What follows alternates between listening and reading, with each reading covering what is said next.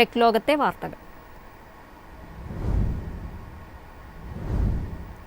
18 ദിവസത്തെ ബഹിരാകാശ ദൗത്യത്തിന് ശേഷം ശുഭാംശു ശുക്ലയും സംഘവും ഭൂമിയിലേക്ക്. ഡ്രാഗൺ പേടകം പ്രയാണം തുടങ്ങി ചൊവ്വാഴ്ച വൈകിട്ട് ഭൂമിയിലെത്തും. ഇന്ത്യൻ സമയം 4:45-ന് ക്രൂ ഡ്രാഗൺ പേടകം അന്താരാഷ്ട്ര ബഹിരാകാശ നിലയത്തിൽ നിന്ന് വിടുതലായി. അവസാനഘട്ട പരിശോധനകൾ വൈകിയതിനാൽ 10 മിനിറ്റ് വൈകി. ചൊവ്വാഴ്ച വൈകിട്ട് 3:00 പേടകം കാലിഫോർണിയ തീരത്തിനടുത്ത് ശാന്തസമുദ്രത്തിൽ പതിക്കും. അതിനുശേഷം യാത്രികരെ പേടകത്തിൽ നിന്ന് പുറത്തെത്തിച്ച ബോട്ടുകളിൽ പ്രത്യേക കേന്ദ്രത്തിലേക്ക് കൊണ്ടുപോകും. ഭൂഗുരുത്വവുമായി പൊരുത്തപ്പെടാനായി 7 ദിവസം ശുഭാംശു ശുക്ല അവിടെയായിരിക്കും. പേടകത്തിന്റെ ഫ്ലൈറ്റ് കമ്പ്യൂട്ടറാണ് മടക്കയാത്ര മുഴുവൻ നിയന്ത്രിക്കുന്നത്. News desk MyFin TV. Galaxy S26 അൾട്രയിൽ സാംസങ് വേറിട്ട സെൻസർ ഉപയോഗിക്കുമെന്ന റിപ്പോർട്ടുകൾ. 200 മെഗാ പിക്സൽ സോണി സെൻസറാകും ഉപയോഗിക്കുക. സോണി സെൻസർ വെറുമൊരു ക്യാമറ ഘടകം മാത്രമല്ലെന്നും 1/1.1 ഇഞ്ച് സെൻസർ വലിപ്പമുള്ള 200 മെഗാ പിക്സൽ പവർ ഹൗസ് ആണെന്നും റിപ്പോർട്ടുകൾ.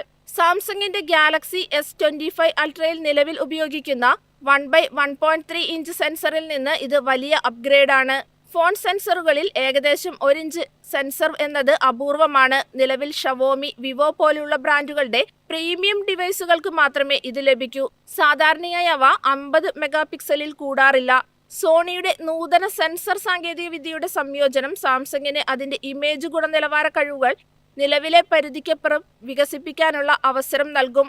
പ്രൊഫഷണൽ ഗ്രേഡ് ഫോട്ടോഗ്രഫിക്ക് മാത്രമല്ല, മികച്ച ഫോട്ടോ നിലവാരം തേടുന്ന ദൈനംദിന ഉപയോക്താക്കൾക്കും ഈ മെച്ചപ്പെടുത്തലുകൾ നിർണായകമാണ്.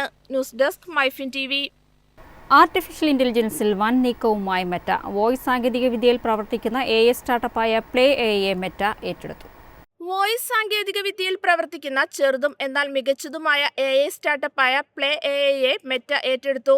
ജനറേറ്റീവ് വോയിസ് സാങ്കേതികവിദ്യ ശക്തിപ്പെടുത്താനാണ് കാലിഫോർണിയ ആസ്ഥാനമായുള്ള പ്ലേ AI മെറ്റ ഏറ്റെടുത്തത്. ഈ ഇടപാടിലൂടെ മുഴുവൻ പ്ലേ AI ടീമും അടുത്ത ആഴ്ചയോടെ മെറ്റയിൽ ചേരും. നൂതന വോയിസ് ക്ലോണിംഗ് ടൂളിന് പേരുകേട്ടതാണ് പ്ലേ AI. ഇത് ഉപയോക്താക്കളെ സ്വന്തം ശബ്ദങ്ങൾ പകർത്താനോ പുതിയ മനുഷ്യ സമാന ശബ്ദങ്ങൾ സൃഷ്ടിക്കാനോ അനുവദിക്കുന്നു.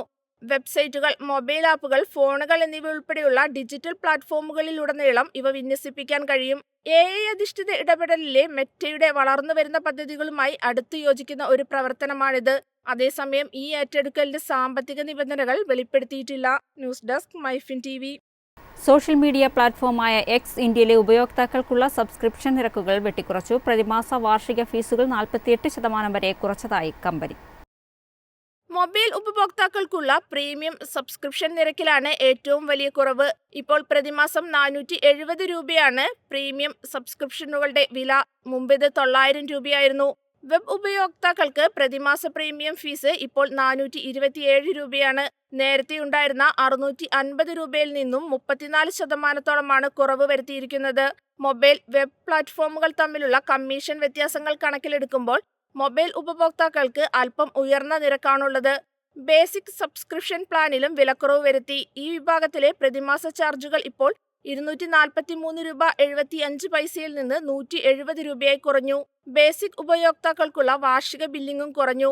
മുമ്പ് 2590 രൂപയായിരുന്നത് ഇപ്പോൾ 1700 രൂപയായി കുറച്ചു. News desk MyFin TV.